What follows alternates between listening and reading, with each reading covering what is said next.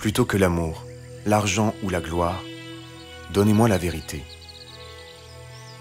Je me suis assis à une table où se trouvaient en abondance des mets et des vins somptueux, ainsi qu'une domesticité obséquieuse, mais point de sincérité, ni de vérité. Et c'est en affamé que j'ai quitté ce lieu inhospitalier. On m'a parlé de l'âge des vins et de la réputation du cru. Mais je pensais à un vin plus ancien, plus nouveau et plus pur, à un cru plus admirable qu'il n'avait pas obtenu et qu'il ne pouvait acheter. Le style, la maison, les terres et la réception ne comptent pour rien à mes yeux.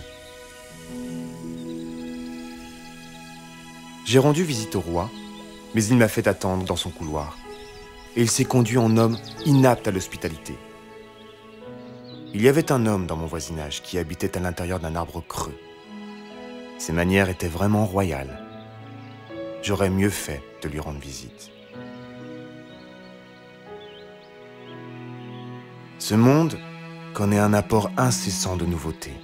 Et pourtant, nous acceptons un incroyable ennui. Qu'il me suffise de mentionner le genre de sermons que l'on continue d'écouter dans les pays les plus éclairés. Des mots tels que joie et tristesse existent, mais ils ne sont que le refrain d'un psaume, chanté d'une voix nasillarde, alors que nous mettrons notre foi dans l'ordinaire et le mesquin. On dit que l'Empire britannique est très vaste et très respectable, et que les États-Unis sont une grande puissance. Nous ne croyons pas qu'une marée monte et descende derrière chaque homme, qui pourrait emporter l'Empire britannique comme un fétu de paille, si l'homme en question pouvait l'accueillir de son esprit. Le gouvernement du monde où je vis n'a pas été créé comme celui de la Grande-Bretagne, durant des conversations d'après-dîner autour d'une bonne bouteille. La vie qui est en nous ressemble à l'eau de la rivière. Cette année, elle montera peut-être plus haut qu'elle ne l'a jamais fait de mémoire d'homme, pour inonder les hautes terres desséchées.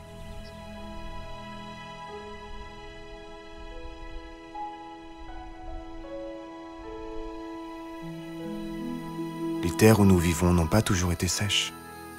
Je vois, loin à l'intérieur du pays, les berges où le cours d'eau coulait autrefois, avant que la science n'ait commencé à noter ses crues brutales.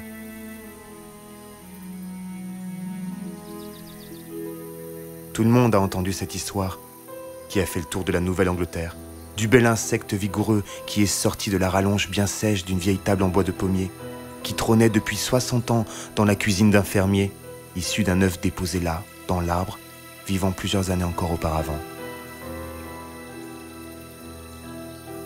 Et on l'entendait ronger, depuis plusieurs semaines, la chaleur d'une fontaine à thé, l'ayant peut-être fait éclore. Qui sait quelle vie splendide et ailée sortira peut-être à l'improviste parmi le mobilier le plus trivial et usagé de la société?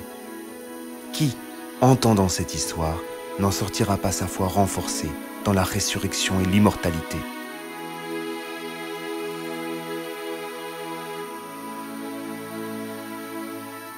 La lumière qui nous aveugle est pour nous obscurité.